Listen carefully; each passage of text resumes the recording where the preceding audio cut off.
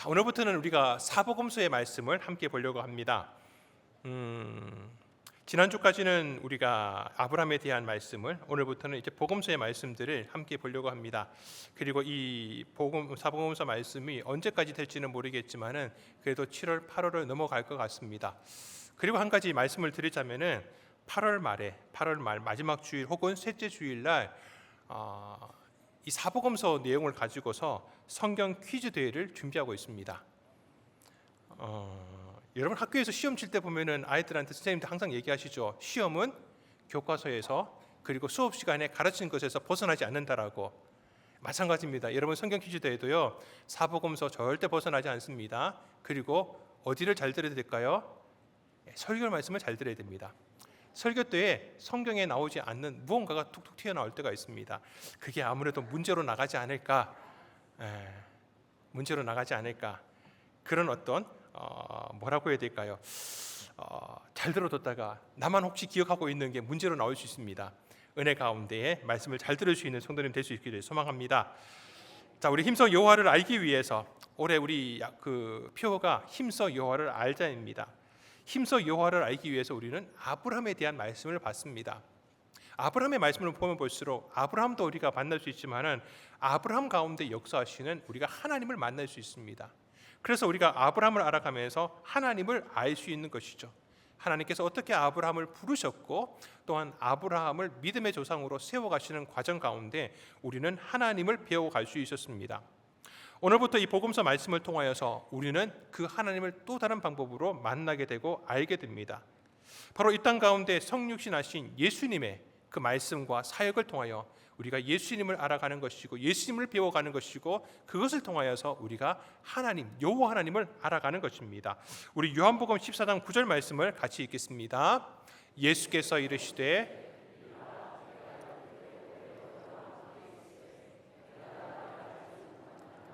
나를 본 자는 아버지를 보았거늘 어찌하여 아버지를 보이라 하느냐.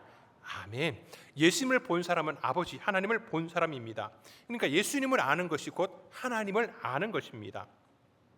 복음서에 있는 말씀들의 내용은 이 예수님께서 이 땅 가운데서 어떤 사역을 하셨고 또 사람들에게 어떻게 말씀으로 가르치신지에 대한 내용들이 기록되어 있습니다. 따라서 우리가 이 복음서의 말씀을 보게 되면 예수님을 알 수 있게 되는 것이고 그리고 그 예수님을 아는 것으로 우리는 또한 하나님을 알아갈 수 있는 것입니다. 그렇기에 복음서 내용은 쉽게 말해서 예수님에 대한 수식과 정보가 있는 기록입니다. 여러분들은 세상의 소식들을 어떤 매체를 통해서 얻고 계십니까? 예전에는 대부분 TV가 아니면은 신문을 통해서 정보를 얻었습니다. 왜 TV 가운데 나오는 그 맛집들 있지 않습니까? 맛집에 대한 정보가 TV에 나오고 있습니다. 그걸 볼 때마다 느끼는 생각이 저걸 먹지 않으면은 평생을 두고 후회할 것 같습니다. 저건 꼭 먹어야 될 것 같이 그렇게 맛집이 소개되고 있습니다. 어느 날 한번 시간이 되고 기회가 되어서 1시간쯤 되는 거리에 있는 맛집을 찾아갔습니다. 저희 아내와 함께. TV에서 봤을 때는요 줄이 여기서부터 저기서 저기까지 있었던 맛집이었는데 그날 갔더니 줄은 교사하고 그 식당 안에 손님도 한 사람도 없더라고요. 혹시나 하는 마음에 그래도 오늘 무슨 일 때문에 사람들이 없겠지 하고 거기에서 밥을 먹어봤는데 이거는 우리 동네에 있는 맛집보다 더 맛이 없는 겁니다. 야, 어떻게 이럴 수 있을까? 속는셈 치고 또 한 번 해봤습니다. 또 한 번 어디 맛집이 나오는데 이거는 진짜 맞는 것 같아. 이건 거짓말이 아닌 것 같습니다. 찾아갔더니 웬걸 똑같습니다. 우리 동네에서 그냥 있는 게 낫지. 이 1시간 동안 차를 끌고 온 게 너무 마음 가운데 후회가 되는 겁니다. 그리고 나서는 저는 절대 TV에서 나오는 맛집을 일부러 가지는 않습니다. 지나가다가 마침 맛집이라고 있으니까 갈지는 몰라도 일부러 1시간 거리 되는 데를 일부러 가지는 않습니다. 여러분, 이런 소식과 정보는 정확성이 중요합니다. 절대 거짓말하면 안 되죠. 근데 요즘에는 대부분의 어떤 소식과 정보를 이 SNS를 통해서 유튜브라든지 인스타그램이라든지 그런 것들을 통해서 우리가 얻게 됩니다. 근데 이런 정보들이 가끔은 잘못된 게 있기는 하지만은 이게 시간이 지나다가 보면은 확실히 정보가 확실한 데는 유튜브 같은 경우에는 구독자 수도 많고 그 영상을 보는 사람들의 숫자도 많습니다. 그만큼 사람들한테 신뢰가 쌓아가는 것이죠. 근데 그런 영상들이 나오고 있는 내용들의 공통점을 보게 되면은 그 영상을 제작하고 있는 그 사람이 직접 그 현장을 갑니다. 현장을 가고 자기가 직접 목격을 하고 직접 맛을 봐요. 그리고 요즘 유튜버들 대단합니다. 먹고 난 다음에 맛없으면 맛없다라고 정확하게 얘기를 합니다. 맛없으면 맛없다고 얘기를 하더라고요. 그만큼 이제 사람들에게 신뢰를 주는 것이죠.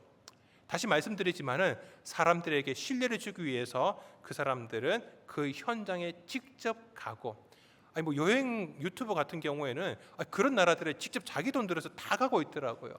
자기가 거기 가서 목격하고 실제로 경험한 것들을 그대로 영상 가운데 올립니다. 그러니까 사람들이 더 그 정보들 가운데 신뢰를 갖는 것 같습니다. 여러분, 복음서의 말씀들이 바로 그런 것입니다.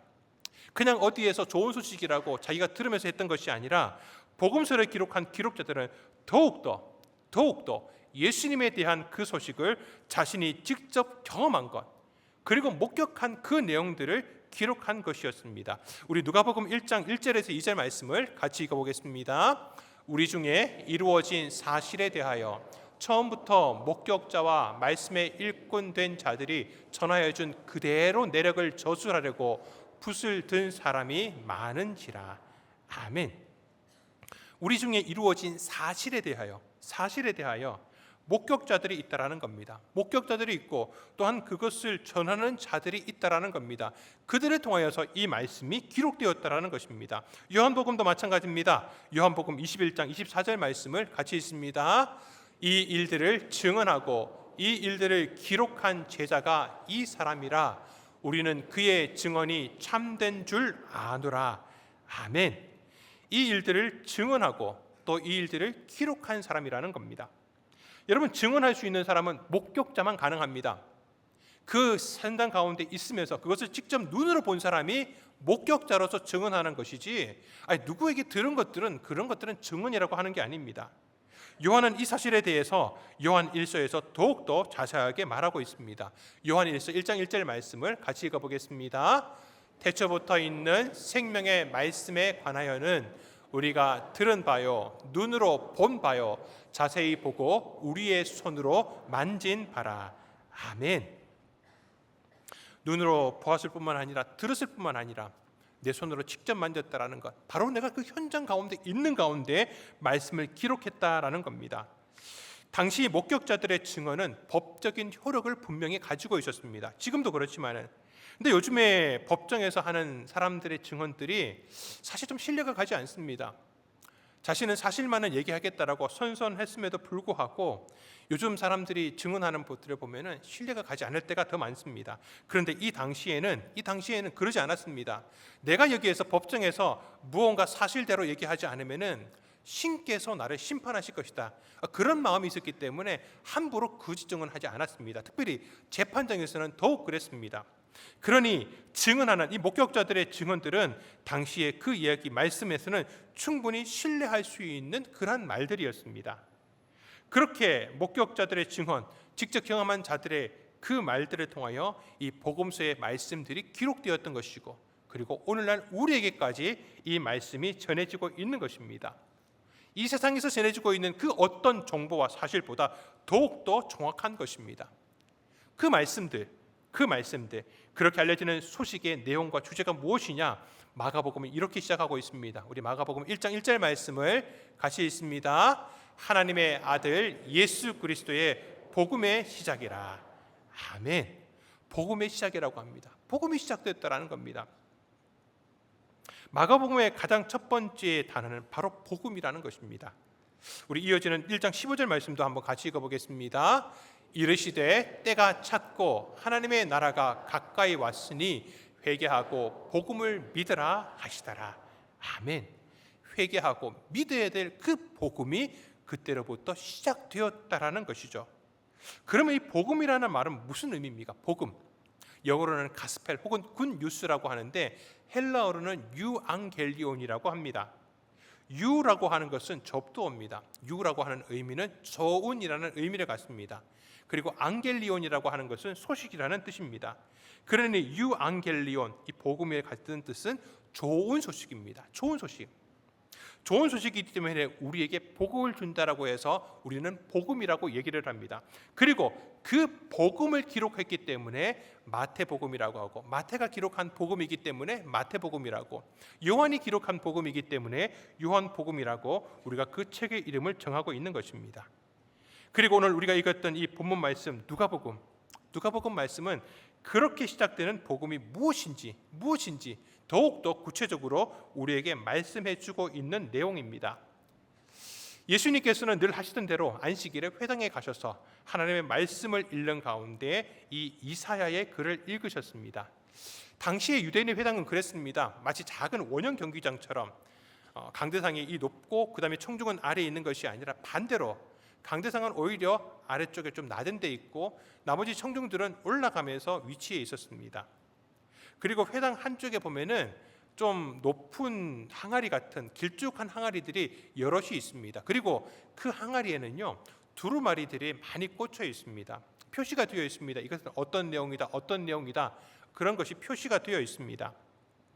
바로 구약의 말씀들이 거기에 기록되어 있습니다. 당시에는 종이가 없었기 때문에 가죽에다가 글을 적어서 그렇게 두루마리가 꽂혀 있었습니다. 그리고 성인 유대인이라면은 누구나 그 성경을 낭독하고 해석할 수 있었습니다. 예수님께서는 그 전례를 따라서 그 글들 가운데에서 하나의 글을 뽑으셔서 그 말씀의 기록을 읽으신 것입니다. 그 글은 다른 글이 아니었습니다. 바로 이사야 선지자의 글 가운데 이사야 61장에 기록되어 있는 말씀을 그대로 낭독하셨습니다. 자, 오늘 이 말씀을 누가복음이 아니라 이사야에 있는 그 말씀 그대로 우리 새 한글 성경으로 번역되어 있는 것들을 한번 같이 읽어보도록 하겠습니다. 같이 읽습니다. 주 여호와의 영이 내 위에 계십니다. 여호와께서 나에게 기름을 부어 주셨기 때문입니다. 억눌린 사람들에게 좋은 소식을 알리도록 나를 보내셨습니다. 마음 다친 사람들을 싸매주도록 나를 보내셨습니다. 사로잡힌 사람들에게 해방을 선포해 주도록, 갇힌 사람들에게는 석방을 선포해 주도록 보내셨습니다. 여호와께서 은총 베푸시는 해와 우리 하나님이 안갚음하시는 날을 널리 알리도록, 슬퍼하는 모든 사람을 위로하도록 나를 보내셨습니다. 아멘. 말씀 그대로 두시고, 이 말씀에서 계속해서 반복되고 있는 말은 나를 보내셨다라는 겁니다. 나를 보내셨습니다. 근데 보내시기 전에 뭘 하느냐? 보내시는 자가, 이 보냄을 받는 자를 임명하는 임명식이 거행됩니다. 근데 그 임명식이 단순하게 임명장을 주는 것이 아니라 주의 성령이 그 위에 임하시는 것으로, 그리고 그 가운데 기름을 부어주시는 것으로 임명식이 진행이 됩니다. 그리고 임명된 자는 이 내용들, 보내심을 받는 이 내용에 대한 임무를 띠게 되는 겁니다. 사명을 가지고 있는 것입니다. 어떤 사명입니까? 먼저는 억눌린 사람들에게 좋은 소식을 알리도록 합니다. 그런데 그렇게 소식만 전하는 것이 아니라 그 좋은 소식이 그대로 이루어지게 하는 사역도 함께 합니다. 마음을 다친 사람들을 싸매어 줍니다. 사로잡혀 있는 사람, 즉 포로된 자를 해방합니다. 놓아줍니다. 갇혀 있는 사람들을 석방합니다. 자유함이 선포되고 노임을 얻게 됩니다. 그런데 그것이 언제 이루어지느냐? 바로 희년의 때에 여호와께서 모든 백성에게 은혜를 베푸시는 바로 그 날에 이루어지는데, 바로 그 날이 언제냐? 바로 지금 시작되는 것입니다.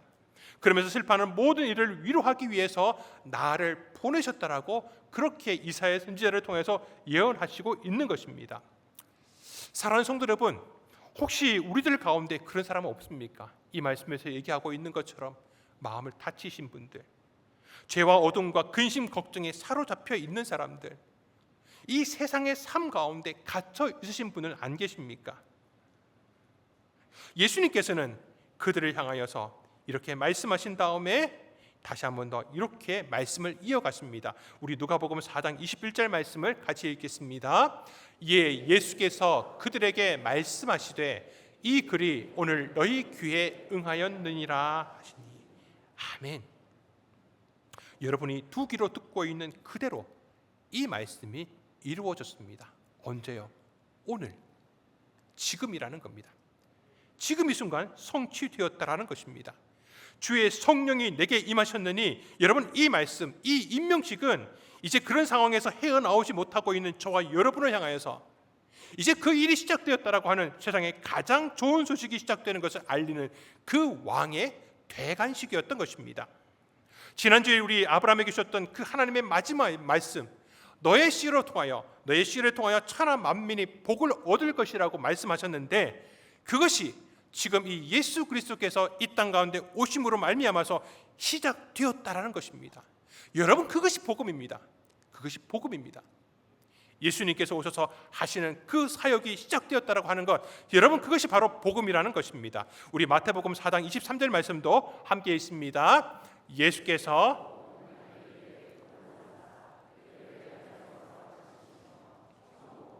전파하시며 백성 중에 모든 병과 모든 약한 것을 고치시니. 아멘. 마태복음 말씀 이 4장 13절 말씀은 예수님의 그 사역을, 좋은 소식으로 오시는 예수님의 사역이 무엇인지 이 한 절로 요약해 주고 있는 것입니다. 가르치십니다. 전파하십니다. 그리고 고치시는 것입니다.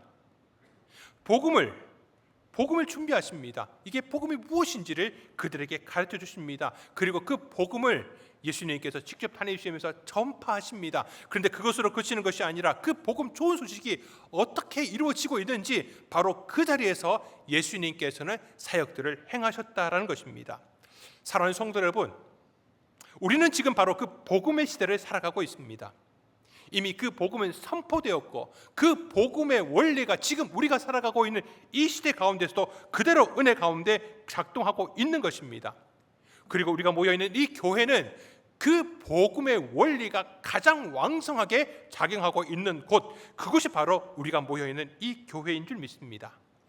예수 그리스도의 그 복음이 전파된 곳에서는 늘 억눌려 있던 자들이 자유를 얻게 되었고, 자유와 그 생명이 성취되는 역사가 그대로 일어났었습니다. 회복과 치유가 그 시대, 그 시간, 그 장소 가운데 반드시 분명히 임했던 것입니다. 바로 그 주인공 가운데 한 사람이 이 사복음서 가운데 마태복음을 기록한 바로 그 마태였습니다. 이 마태복음을 기록한 마태의 원래 직업은 세리였습니다. 그는 가버나움 사람이었습니다. 예수님의 제자들 가운데요, 가버나움 출신들이 많았습니다. 대부분이 가버나움 출신이었습니다. 그러니 마태는 이 가버나움에 살면서 가버나움에 있는 가운데에서 예수님에 대한 소식을 많이 들어오고 있었을 것입니다. 또한 마태에게는 원래 다른 이름이 있었습니다. 마태복음을 보게 되면은 자신이 나온 이 사건에서 자신의 이름을 마태라고 기록하고 있지만은 같은 사건이 누가복음과 마가복음에도 기록되어 있는데 거기에서는 그 이름이 마태라고 기록되어 있지 않고 레위라고 기록되어 있습니다. 원래 이름은 레위였다라는 것이죠. 짐작할 수 있는 것은 원래 그의 이름은 레위였는데, 레위라는 이름을 가지고 있었는데 이후에 예수님을 만나 예수님이 제자가 되고 난 이후에 레위라는 이름이 아니라 마태라는 이름을 사용한 것이죠. 의미가 있을 겁니다. 그래서 12사도의 이름이 기록되어 있는 마태복음 그리고 사도행전을 보게 되면은 제자의 이름으로 기록될 때는 레위라고 기록되어 있지 않고 마태라고 기록되어 있습니다. 레위라는 그 이름은 자신의 아버지가 지어주셨을 것입니다. 레위라고 하면 여러분 누가 생각이 나십니까? 바로 레위 지파가 생각나지 않습니까? 이 가정은 레위 지파였을 수도 있습니다. 혹은 레위 지파가 아니었을 수도 이 레위 지파 사람들처럼 하나님의 성전 가운데서 늘 거룩한 그 직분을 감당하기를 소망하는 마음으로 이 아들의 이름을 레위라고 지어 주었을 것입니다.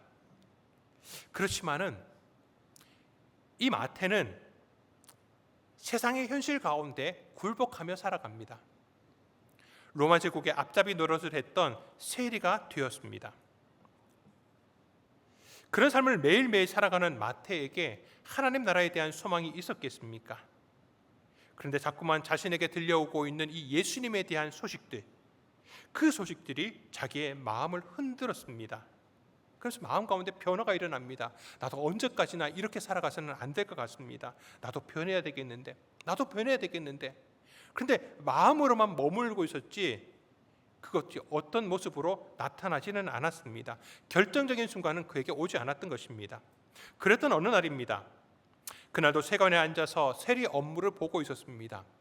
그런데 갑자기 그 세관 앞을 지나가시던 그분께서 세관에 앉아서 세리 업무를 보고 있는 마태를 향하여서 이렇게 말씀하십니다. 많이도 아닙니다. 딱 한마디를 말씀하십니다. 나를 따르라. 나를 따르라. 우리 마태복음 9장 9절을 한번 읽어보도록 하겠습니다. 예수께서 그곳을 떠나 지나가시다가 마태라 하는 사람이 세관에 앉아 있는 것을 보시고 이르시되 나를 따르라 하시니 일어나 따르니라. 아멘. 예수님께서 세관에 앉아 있는 자신을 부르셨습니다. 다른 복음서를 보니까 그냥 따른 것이 아니라 이렇게 따랐다라고 기록되어 있습니다. 누가복음 5장 28절 말씀을 같이 읽습니다. 그가 모든 것을 버리고 일어나 따르니라. 아멘. 어부였던 다른 제자들이 그러지 않았습니까? 예수님이 나를 따르라고 하시니까 배와 그물과 자기의 가족들을 버려두고 예수를 따랐습니다. 마태도 그랬습니다. 자기의 모든 것들을 다 버려두고서 예수님을 그 즉시 따라갑니다. 예수님께서 찾아오셔서 그 좋은 소식의 주인공이 되시는 예수님께서 자신을 찾아오셔서 부르셨을 때에 거절할 수가 없었습니다. 예수님의 그 부르심에는 능력이 있었습니다. 거절할 어떤 능력도 없이 그 예수님의 말씀 가운데 순종하며 그 즉시 따랐던 마태였습니다. 사랑하는 성도 여러분, 만약 예수님께서 오늘 여러분 집에 찾아오셔서 나를 따르라라고 하시면 뭐라고 대답하시겠습니까? 짐작하건대, 장담까지는 아니라도 저는 그렇게 짐작이 됩니다. 예수님께서 나를 따르라고 하시면 성도님들은 그렇게 대답하시겠죠. 예, 예수님 기도해 보겠습니다. 이게 순종인지 거절인지 정말 애매합니다. 정말 애매합니다. 그런데 마태는 예수님이 부르심의 가운데 바로 순종했습니다. 그리고 바로 그날 예수님을 자신의 집으로 초대합니다. 근데 예수님만 초대한 게 아닙니다. 자신과 같은 직업을 가지고 있었던 세리들까지도 다 자기의 집에 초청했습니다. 이유가 무엇이겠습니까? 예수님께도 그런 어떤 기쁨의 마음을 표현하겠지만, 감사의 마음을 표현하겠지만, 자신과 같은 직업에 있었던 세리들에게 자신은 더 이상 이 세리직을 하지 않을 거라고, 나는 이제 더 이상 이 세리 가운데, 이 세리 일 가운데 갇혀 살아가는 사람이 아니라, 여기에 억눌려 살아가는 사람이 아니라 이제 예수님의 제자로서 진정한 평화를 누리면서 살아가게 될 것이라고 그 세리들 앞에서 선포하지 않겠습니까? 그러면서 그 세리들을 향하여서도 당신도 나처럼 그렇게 갇혀있지 말고 억눌려 있는 것이 아니라 예수님을 따라서 진정한 자유를 누리라고 그렇게 권면하지 않았겠습니까? 참 은혜의 자리였을 것입니다. 그런데 그 은혜의 자리와 너무나 다르게 그 상황을 지켜보고 있었던 바리새인들이, 아니 이런 죄인과 이런 세리들과 함께 식사를 나누는 예수님을 비난합니다. 그런 비난에 대해서 예수님께서 이렇게 말씀하십니다. 우리 마태복음 9장 12절 13절 말씀을 같이 읽겠습니다. 예수께서 들으시고 이르시되 건강한 자에게는 의사가 쓸데없고 병든 자에게라야 쓸데있느니라.